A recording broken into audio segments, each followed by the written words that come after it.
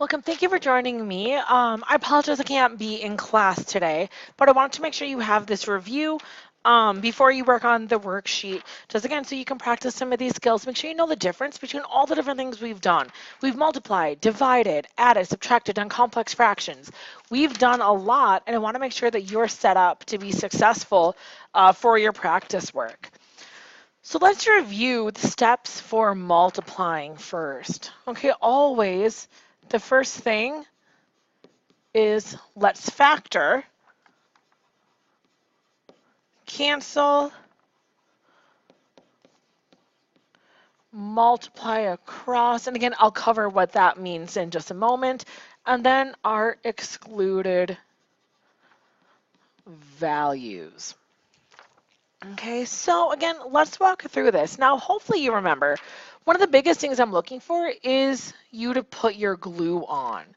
Okay, because putting your glue on will help you remember that you can't just cancel haphazardly, right? You can only cancel if the entire parenthesis ends up canceling.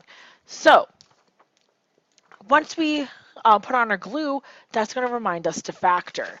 That top, well, if you just have two terms and both of them have an x, remember, you can pull that x out. So you're going to have x with x minus 5.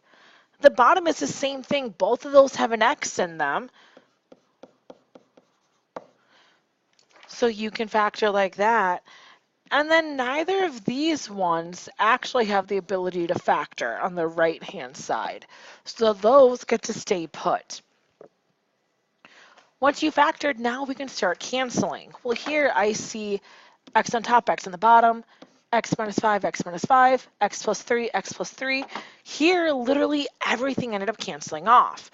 So what does that mean for us? Well, when everything ends up canceling, actually, it just leaves a 1. Because remember, anything divided by itself is 1.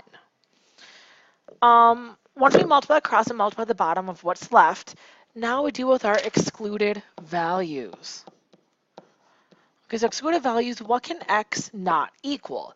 Well, because of this, x should not be 0. Because of this, x should not be negative 3. And because of this, x should not be 5. Okay, so here we just look along the bottom because we want to make sure that we're not going to end up dividing by 0. Now, dividing is almost the same thing, okay? The only difference being that we need to flip that second fraction. So for a division problem, again, what you're looking at is you're looking to flip that second fraction.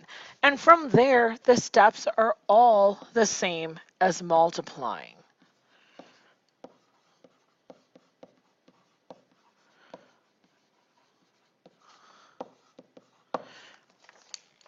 Okay, so again, let's start with our glue, shall we? All right, so starting with our glue, well, again, this is a division problem. So the thing that I'm going to do first is I'm actually going to flip this thing right away so I don't forget.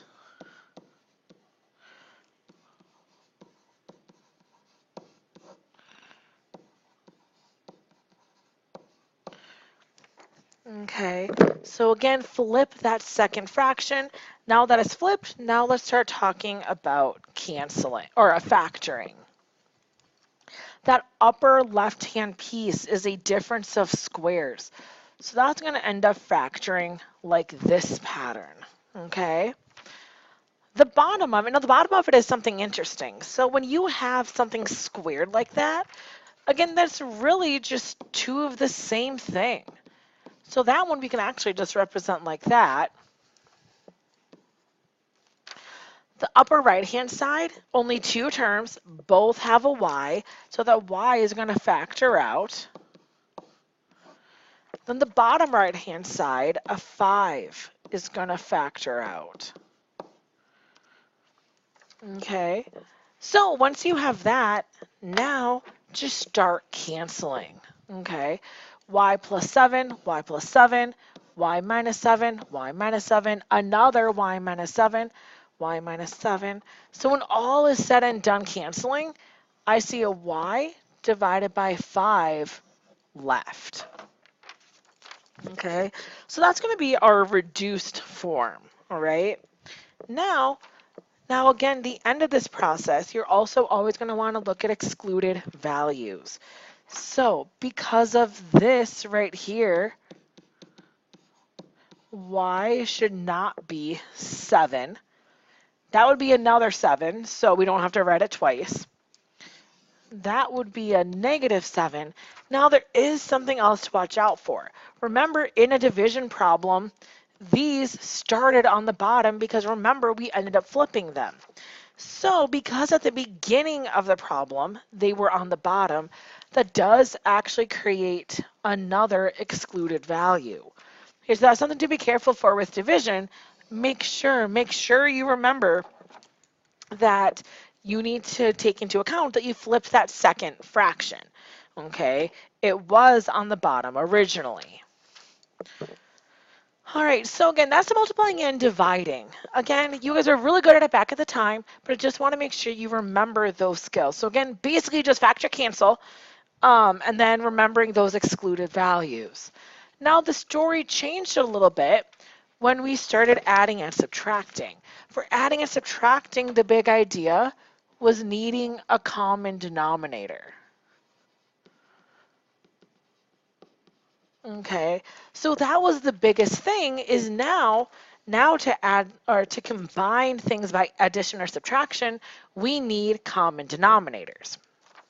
Okay, so we still put our glue on like always, but now hopefully you recognize that this x squared minus 36, hopefully you notice that factors. Okay, now the other thing I hope you notice is by that factoring, they already share the x minus 6, right? So they both already have an x minus 6. So to make a common denominator, this one on the right just needs to pick up the x plus 6. Okay, so remember top and bottom, you need to multiply by that. Okay, so our first fraction, again, the first fraction doesn't change. Oh, minus 6. The second one is now 1 times x plus 6. Okay, which leads me into the second part. So the second part is to clean up the tops, right? Do the math up top. Now what I mean by that, notice this right-hand side, this technically distributes, but if you really think about it, distributing a 1 doesn't actually do anything. So this actually would just be,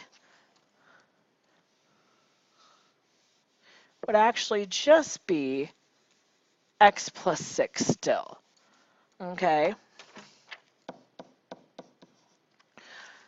And now, finally, so I've got my common denominator. I've mathed up top, cleaned up the top. Now, you just combine them to a single fraction, okay? And what that looks like is we still have that common denominator, x plus 6, x minus 6. But what that looks like now is that looks like combining the 7x plus 1x to be 8x, and then plus 6. So you're just adding the tops together, okay?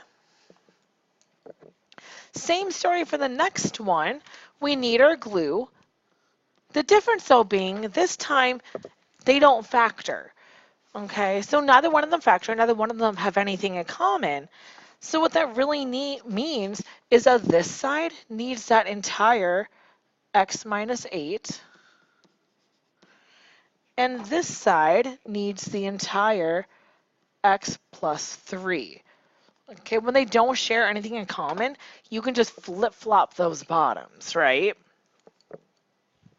So now, over here, I have my common denominator, x minus 8, x plus 3, and I'm going to have 3 times that x plus 3. And over here, I'm going to have the 5 with the x minus 8 on top. with that common denominator. So again, once you have a common denominator, just leave it, right? Don't mess with it. And now we just clean up the top.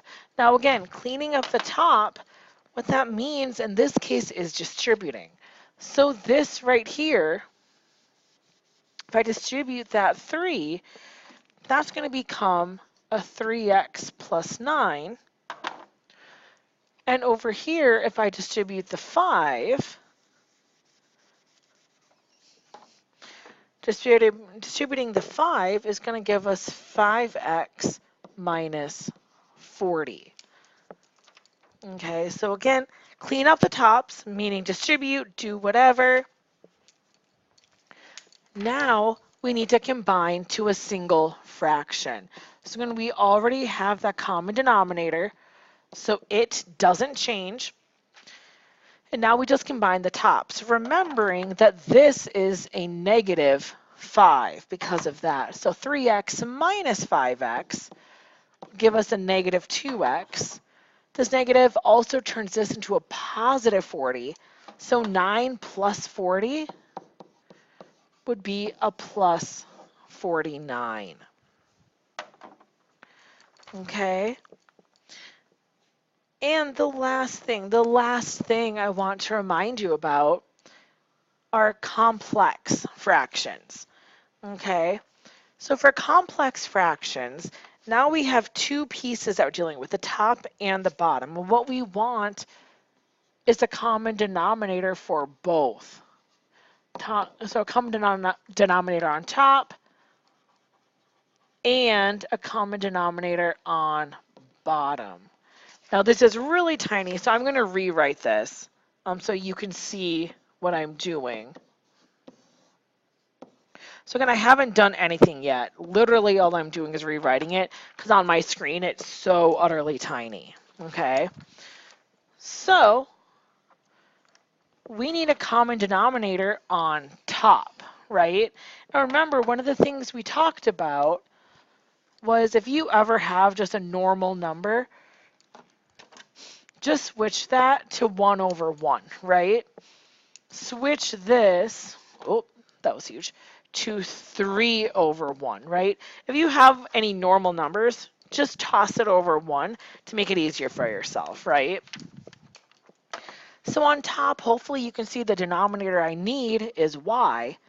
So over here, I need y over y, which ultimately will give me y plus 2 over y on the top. On the bottom, hopefully you can see the denominator we're shooting for is x. So we're going to have 3x minus 1 all over x. And again, that's one giant fraction still. All right, so now the last part. We're going to multiply by the reciprocal. Okay, so now, because we're dividing by a fraction, we can just multiply by the reciprocal. So we're going to have y plus 2 over y multiplying the reciprocal of that bottom fraction. Of course, we have our glue. Now, in this case, nothing actually ends up canceling off. No parentheses factor or cancel. So here, we are left with that. Oh, I'm sorry. That should be an x, not a y. My bad. And that is what you should get. So, hopefully this will be a nice little review for you so you can be successful on the worksheet that you're about to start. So, please make sure you use this time well, okay? Get that worksheet done for me. Come back with any good questions that you have for Monday.